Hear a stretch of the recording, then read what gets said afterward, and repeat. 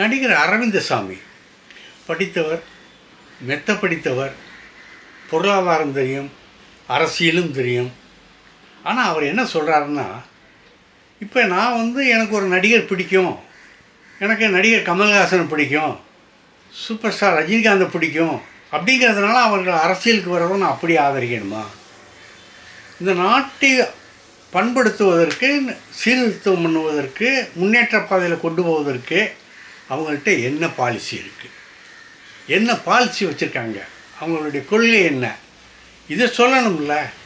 இதை சொல்லாமல் அவர் நடிகர், அவர் வந்தால் நாடாள தெரியும், அவருக்கு நாடாள முடியும் அப்படிங்கிற அந்த வெற்றுக்குச்சலெல்லாம் நான் நம்ப மாட்டேன். அவர்களுக்கு என்னுடைய ஓட்டு கிடையாது அப்படின்னு அவர் சொல்லியிருக்காரு. அவர் சொல்லி முடித்ததும் நம்ம தமிழக வெற்றி கழக தலைவர் விஜயனுடைய பேச்சுக்களை நான் கவனித்தேன். அவர் என்ன சொல்கிறாருன்னா, அடிப்படை அந்த பசிப்பட்டினி இல்லாமல் வாழணும் அப்படிங்கிறது தான் அடிப்படை உரிமை.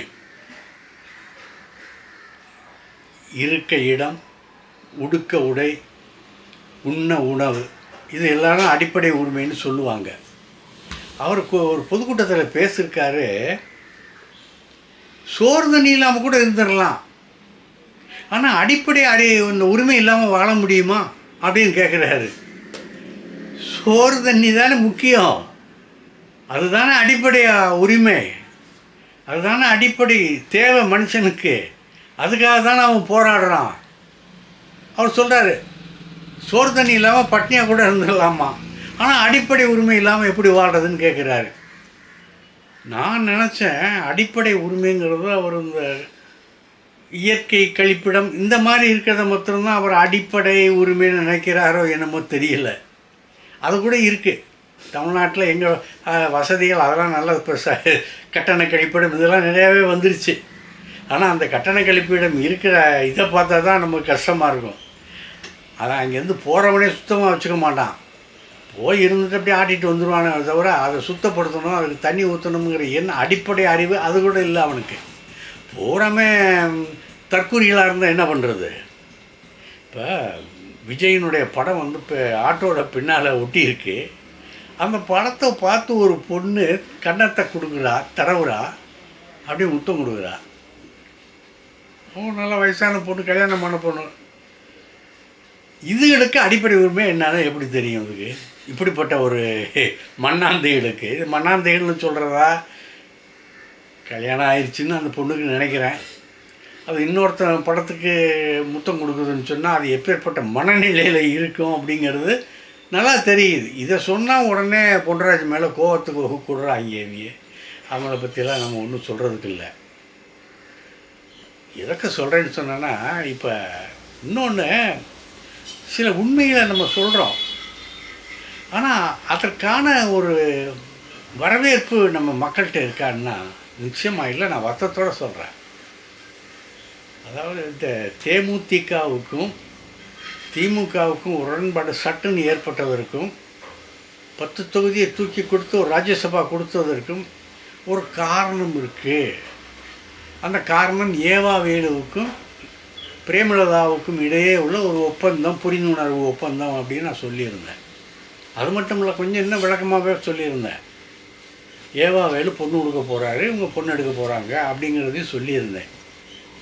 அது இப்போ தான் கொஞ்சம் மெதுவாக அப்படியே வருது. ஏவா வேலுனுடைய பேத்தியை விஜயபிரபாகருக்கு கல்யாணம் பண்ணி வைக்க போகிறாங்கன்னு ஒரு செய்தியாளர் பேசுகிறார். இதை நான் ஏற்கனவே முன்னாடியே சொல்லியிருந்தேன். ஆனால் எனக்கு கிடைத்த அந்த வரவேற்பு என்ன தெரியுமா? ரொம்ப எப்படி சொல்கிறது, ஒருத்தர் கூட அந்த செய்தியை ரசிக்கலைங்க. அது உண்மையினே நம்பலை. எனக்கு அதான் வைத்திருச்சல். நம்ம நிறைய உண்மை செய்திகளை சொல்கிறோம், ஆனால் அதுக்கேற்ற வரவேற்பு இல்லைங்கிற ஒரு மனக்குறை எனக்கு இருக்குது, நிச்சயமாக இருக்குது. இப்படி உலகநாயகன் கமல்ஹாசனுடைய செய்திகளை நான் கரெக்டாக அது கடைசி கட்ட வரைக்கும் போய் அது உண்மைதானா இருக்குமா அப்படின்னு தெரிஞ்ச பிறகு தான் அதை பற்றியே நான் சொல்லுவேன். ஆகையினாலே அது உலகநாயகன் சம்மந்தப்பட்ட நியூஸ் எல்லாம் சிலது லேட்டாக வரும், சிலது வராமே போகும். ஆனால் வந்த செய்திகள் எல்லாம் உண்மையின் அடிப்படைத்தன்மையில் இருக்கும். ஆனால் இதை அவர்கள் வரவேற்கவும் இல்லை. ஆனால் வரவேற்பதுக்கு பதிலாக மற்ற செய்திகளை போட்டோம்னா நீங்கள் அந்த செய்திகளை தவறுங்க அப்படிங்கிறாங்க. ஆதரவு கொடுக்கணுமில்ல, ஆதரவு கொடுத்து தானே நீங்கள் மற்றவங்க நியூஸையும் போடாதீங்கன்னு சொல்லலாம். இது ஒரு எல்லா செய்திகளும் போட்டால் தானே அவர்களையும் நம்ம கவர்ந்து இழுக்க முடியும். நாளோடைய நம்மளுடைய பேச்சில் மயங்கி அவங்க நம்ம பக்கம் ஆதரவு கொடுக்கலாம்ல. அதையே நீங்கள் நினைக்க மாட்டேங்கிறீங்க. இப்போ விஜய் செய்தியை போடாமல் இருக்க முடியுமா? மக்கள் நீதி மையத்தை அவங்க வம்பு இழுக்காமல் இருக்காங்களா? என்னென்ன மாதிரிலாம் பேசுகிறாங்க. ஒரு அடிப்படை உரிமை, அதாவது வேட்பு மனுவை எப்படி ஃபில்லப் பண்ணுறதுன்னு கூட தெரியாமல் ஒரு வேட்பாளர் நான் நாளைக்கு தமிழகத்தை ஆள போகிறேன்னு சொன்னால் அதை நம்புறீங்களே. ஏண்டா பெரம்பூரில் ஒரு வயசு, திருச்சி கிழக்கில் உனக்கு ஒரு வயசா? இங்கே 51 50 கொடுத்துட்டு அங்கே போனோன்னா 51 குறைச்சோ கூட்ட சொல்லிட்டு ஒரு வயசு எப்படி உனக்கு ஒரே 2 நாளில் கூடும் குறையும்? இந்த அடிப்படை உணர்வு கூட அந்த தேர்தல் படிவத்தை முழுமையாக ஃபில்லப் பண்ணுறதுக்கு கூட தெரியல. இவர் என்னத்தை ஆள போகிறாரு தமிழகத்தை அப்படின்னு கேட்டால் அது எப்படி தப்பாகும்? அதை நம்ம எடுத்து சொல்லணும்ல, அந்த கடமை நமக்கு இருக்குல்ல. அதை சொன்னால் நீங்கள் ஏன் அந்த செய்தியை போடுறீங்க, அதை பேசுகிறீங்க? நம்ம உலகநாயகனை மட்டுமே பேசுங்க அப்படின்னு. உலகநாயகனை மட்டுமே பேசலாம், மற்றவர்கள் நம்மை வம்பிழுக்காத வரை. நம்மளை வம்பிழுக்கிறான், மக்கள் நீதி மையத்தை உரண்டை எழுக்கிறான். இந்த சீட்டு கிடைக்காம போனது, இந்த சீட்டை விட்டு வேணாம், இந்த சட்டசபை சீட்டு எங்களுக்கு வேண்டியதில்லை, நாங்கள் நின்னா டார்ச் லைட் சின்னத்தில் தான் நிற்போம் அப்படின்னு உறுதிப்பட சொல்லிவிட்டு அதில் உறுதியாக இருந்ததை இப்போ அரசியல் இல்லை, அரசியல் தெரியலைங்கிறான், ராஜதந்திரம் இல்லைங்கிறான்.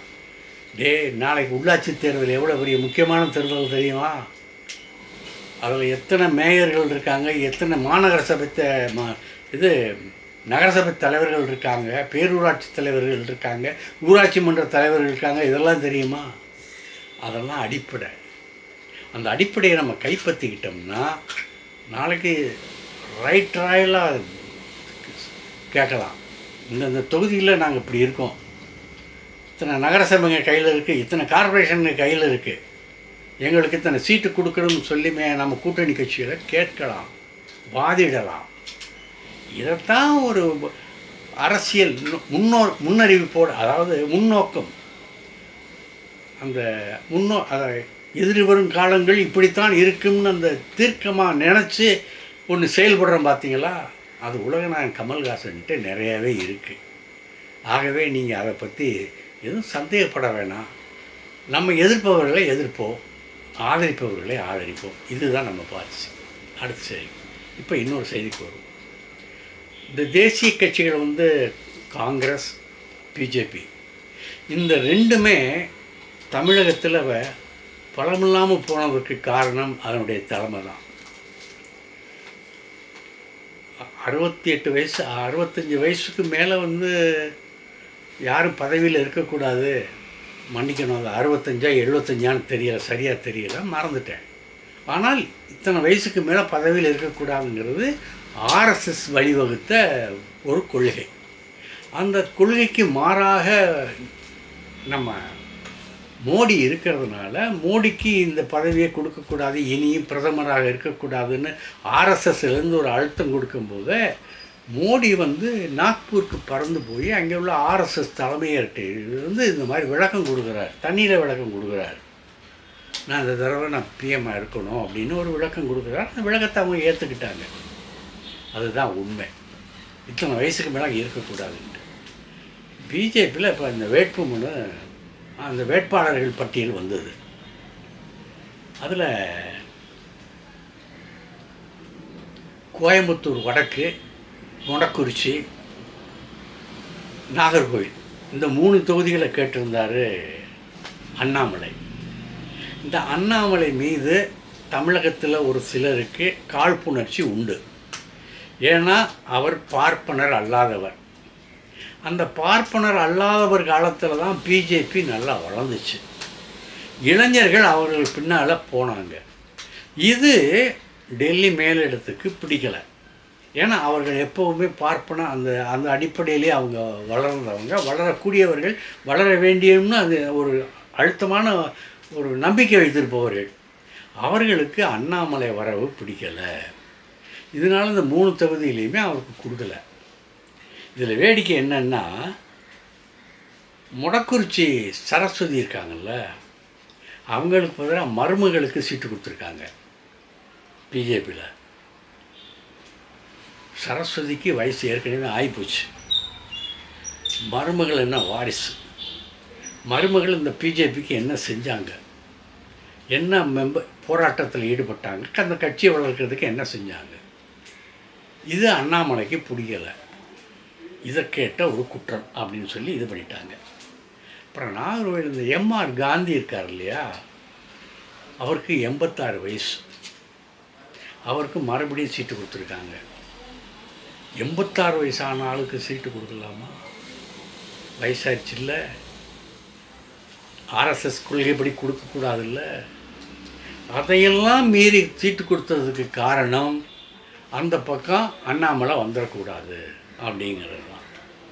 ஆக அண்ணாமலைக்கு விரோதமான ஒரு குரூப் இங்கே இருக்குன்னு சொன்னால் அதுக்கு தலைமை தாங்குகிறவர் எடப்பாடி பழனிசாமி. எடப்பாடி பழனிசாமிக்கும் அண்ணாமலைக்கும் ஆரம்பத்தில் இருந்து ஆகாது. அண்ணாமலை பகிரங்கமாகவே குற்றம் சொல்லி வந்தார், இவர் தலைமையில் இருந்தால் உருப்படாதே சொல்லியிருந்தார். இது அவர் மனசுக்குள்ளே அப்படியே அந்த காயம் அப்படியே இன்னும் ரணமாக இருக்கிறதுனால அவர் வரக்கூடாதுங்கிற ஒரு நிபந்தனையை சொல்லத்தான் அடிக்கடி அவர் டெல்லிக்கே பயணமானார். அதை அவங்களும் ஏற்றுக்கிட்டாங்க, அமித்ஷாவும் ஏற்றுக்கிட்டாங்க. அதன்படி இப்போ அண்ணாமலைக்கு சீட்டு இல்லை. அவர் என்ன சொல்லிட்டாரு, சரி எலெக்ஷன் முடிஞ்சு நான் 4ஆம் தேதி முடியுதுல்ல, அந்த எலெக்ஷன் முடிஞ்ச வரை என்ன எப்படி தமிழ்நாட்டில் என்ன நடக்குதுன்னு பாருங்கள் அப்படின்னு மறைமுகமாக ஒரு எச்சரிக்கையை கொடுத்துருக்கிறாரு அண்ணாமலை தலைமைக்கு. டெல்லி தலைமையாக இருந்தாலும் சரி, தமிழக பிஜேபி தலைமையாக இருந்தாலும் சரி, ஒரு மறைமுகமான எச்சரிக்கை கொடுத்துருக்காரு. இப்போ எல்முருகனுக்கு எம்பியாக இருக்கார், அவர் எம்பியாக இருந்து மந்திரியாகவும் இருக்கார். நீ அவரை எலெக்ஷனுக்கு நிப்பாட்டி வச்சுருக்கியே. இந்த நிர்மலா சீதாராமன் ஒரு அம்மையார் இப்போ கொல்லப்புறமாகவே எலெக்ஷனில் நிற்காமே மந்திரியாகிட்டு இருக்காங்களே, அவங்கள எங்கேயாச்சும் ஒரு தொகுதியில் நிறுத்தி ஜெயிச்சுவாமான்னு சொல்லியிருக்கலாம். அந்த திராணி இருக்கா? இதெல்லாம் கேட்கணும். இதை கேட்க வேண்டிய கடமை காங்கிரஸ்காரனுக்கு இருக்குது, திமுகவுக்கு இருக்குது. வானதி சீனிவாசன் வாயிலேயே பேசுனாங்க தெற்கில், கமல்ஹாசனை ஒழிச்சிட்டோம், இனிமேல் அவர் திரும்பி வர முடியாது ஆய்வுனாங்க. தெற்கில் நீ நின்று பாரு, மறுபடியும் நீ வடக்கில் நின்றுனாலும் உனக்கு சீட்டு உண்டு. என்ன சீட்டுங்கிறது உங்களுக்கே தெரியும். எலெக்ஷன் முடிவு வந்தவுடனே நீங்கள் எங்கே போகிறீங்க ஏது போகிறீங்கன்னு உங்களுக்கே தெரியாது. கமல் ரசிகர்கள் அந்த அளவுக்கு உங்கள் மேலே கோபமாக இருக்காங்க. உங்களுடைய ஆட்டிடியூட்னால நீங்கள் அதிகமான விருப்பம் சம்பாரிச்சுக்கிட்டு இருக்கீங்க.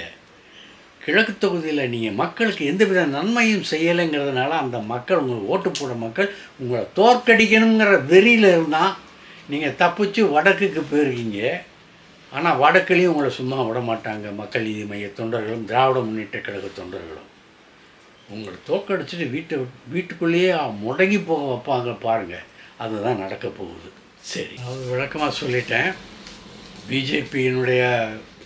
பிஜேபி கட்சியில், மாநில பிஜேபி கட்சியில் ஒரு பார்ப்பனர் அல்லாத ஒரு அண்ணாமலைக்கு மீது உள்ள வெறுப்புனால் அவரை கட்சியிலேருந்து கழட்டி விட்டாங்க.